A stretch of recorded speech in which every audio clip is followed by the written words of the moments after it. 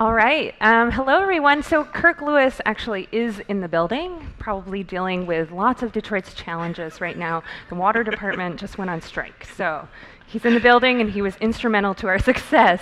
So I'm here today to tell you about Code for America's Detroit team. So starting off with our team, we have our lovely city champion, Carla Henderson. She's a group executive for Mayor Bing's office. And then we also have the Code for America fellow team, myself, Alicia Rouault, Matt Hampel in the nice red tie, and Prashant Singh. So after spending about 5 weeks in Detroit in the middle of the winter, some common elements started to emerge, and we really realized that in order to shape our work and have the best possible outcomes, we needed to empower citizens and support the existing work on the ground. There are so many fantastic individuals, organizations, high-capacity institutions doing good work on the ground, and we realized that we really needed to empower them to continue to do that work. We also needed to help increase the capacity of those institutions. So while people are doing good work, they often lack resources, people, or money. So how could we build lightweight things to really let them keep going? And ultimately, we wanted to connect citizens to their government and connect government to their citizens.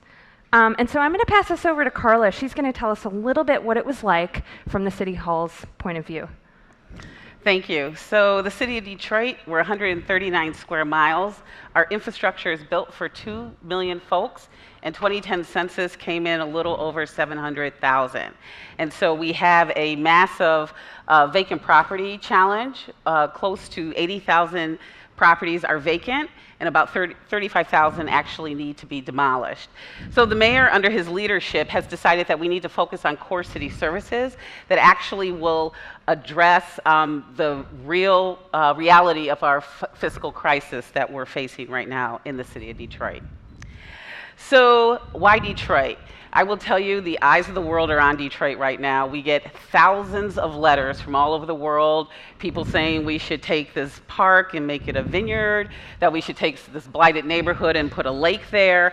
And so there's a lot of attention, so much so that we have a number of young, energetic people that are graduating from college that will pack up their car and show up on our doorsteps. That one of our local foundations, Hudson Weber, created a nonprofit called D-Hive just to be able to take that energy and channel it into a positive direction. So a good friend of mine, Phil Cooley, who owns a very popular restaurant called Slow's Barbecue in Detroit, approached me 2 years ago and said, "You should do Code for America, the city should do Code for America." And I said, absolutely not. I do not need another fellow program. I do not need to babysit some people coming to the city of Detroit. We're kind of up to here with all the help and all the people that want to come and save Detroit. And so he was adamant and relentless, and then I found out there was a match, so I said, we can't do it, we can't afford it. Rishi Jaitley from the Knight Foundation said, I'll write the check, and so I reluctantly decided that we would do it, and was never clear on what the impact was actually going to be. So, but knowing that we have this DIY spirit in the city of Detroit, lots of community groups are kind of just getting it done without waiting on city government to get our act together. And so the mayor has always said we're here to support those activities, but sometimes it's our job just to kind of look the other way and let groups do what they need to do. We have, like I said, the Knight Foundation under Rishi's leadership, critical. We have lots of foundations that have filled the void that we cannot afford certain projects.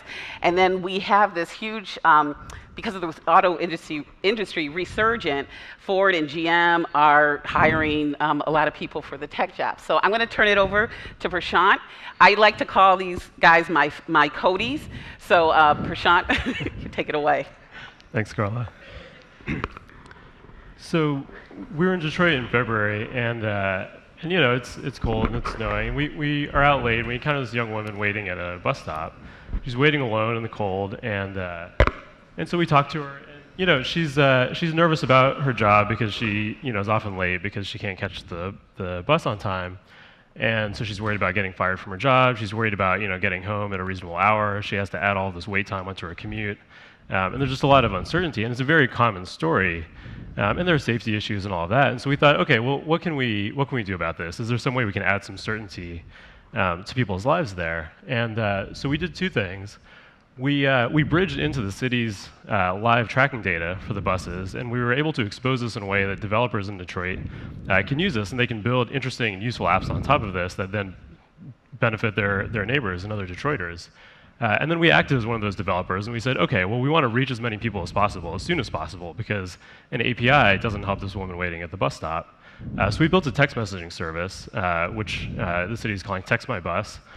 And this lets almost everyone in Detroit who rides the bus text in, and this is a very kind of pervasive capability. And now they can find out when the bus is coming to their bus stop, and they can have some certainty. And thanks to Carla as our champion, we were able to launch this about a month ago. And we had 1,400 users on launch day, and there's some numbers that made us feel kind of warm and fuzzy inside. But the really cool thing, this was the first day of school, and at 7 a.m. we had these high school kids out there texting in, figuring out when their bus is going to show up. And these kids depend on the bus, and they're out there on their own in the morning. No one's looking out for them at that point. And so if we can provide them some certainty, and the police chief and folks from the federal government, the White House were out here because everyone really believed in the way the city was trying to help its citizens. And thanks to Carla's work with the federal government, we also have funding to make sure that this is going to continue, and this isn't just going to drop on the ground when Code for America ends its fellowship program in Detroit. And now I'll let Matt talk to you about other ways that we're using data to help engage the community in Detroit. Yeah, absolutely. So one thing that not a lot of people know about Detroit is that we have an amazing tech community. There are a ton of jobs and a really excited group of people there. So if you ever want to leave San Francisco rents behind and work with an amazing group of people, you should check out Detroit. But so we really wanted to energize this community around city data, around the tools we were building, and around this bus data. So we launched the Apps for Detroit Challenge. We didn't want it to be just developers, so we also brought in city challenges from the city, challenges from local nonprofits and others, and asked developers to address these in a 2-week challenge. And the city actually, for the first time, opened up 6 data sets for this. So we're really excited about this. In 2 weeks, we got about 15 apps out of this. Some of these using our real-time bus data, including what's really awesome is someone built a solar-powered kiosk for just a little over $200. And I'd also like to acknowledge Mike, who at this event stepped forward as the Detroit Brigade captain and is doing an amazing job getting things running there. So can we give Mike a huge hand? Yeah, there he is in the back. Say hi to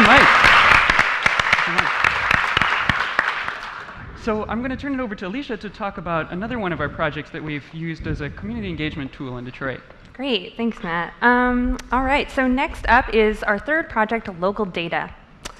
So one of the things that we noticed on the ground in Detroit was that technical assistance providers, data analysts, and community groups were all going out and they were involved in this big process of collecting place-based data.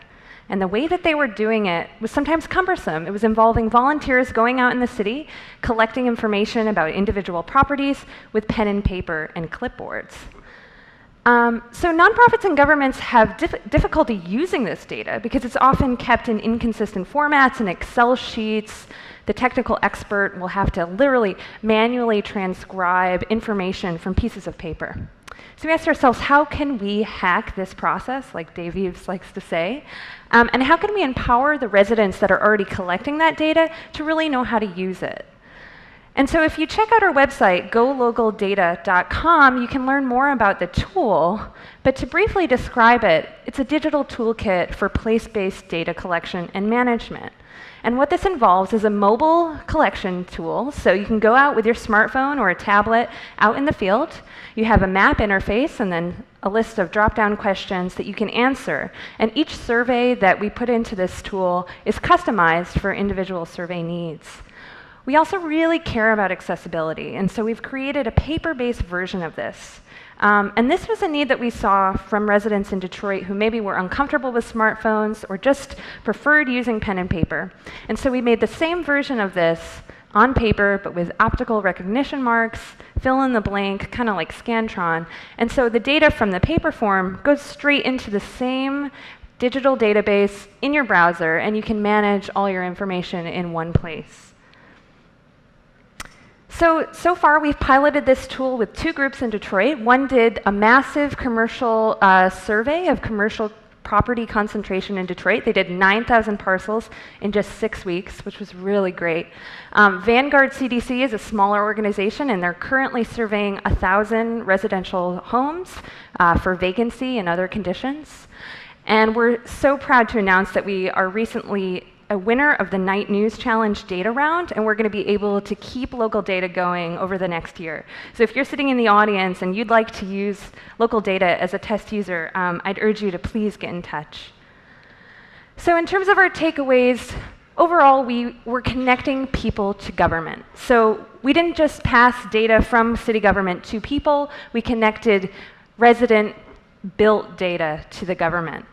We also empowered citizens. So residents can organize for change, they can get to school or work on time with Text My Bus, and now they have new channels of accessing that important information.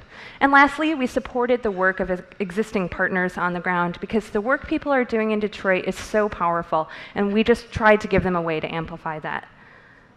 Carla's going to talk about sustainability. So to wrap up, obviously, this is probably one of the most wonderful projects I have worked on in my career, and I'm so proud of the work that the fellows did.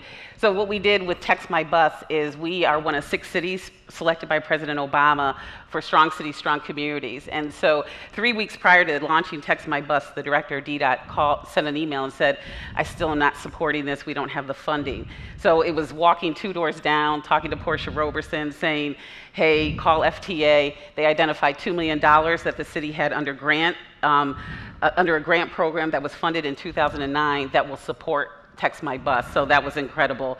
The other thing that we did is we had the police chief out there. We were talking about safe routes to schools. How do we get kids to school? We are one of 6 cities that participates in the Department of Justice National Forum on Youth Violence Prevention. So we tied it to that. We had the kids from Cody High School taking the bus to the high school, and Eric Holder at his cabinet briefing last week talked about Text My Bus, Code for America, the Knight Foundation, and now Arnie Duncan wants to distribute this in other cities across the country. So we, of course, are very, very grateful. All right, and just to wrap up, finally, if you want to connect more on any of these projects, I urge you to go check out our website, golocaldata.com. You can see Text My Bus in action at textmybus.com, or please check out the winners of Apps for Detroit at appsfordetroit.org. Thank you so much. Thank you.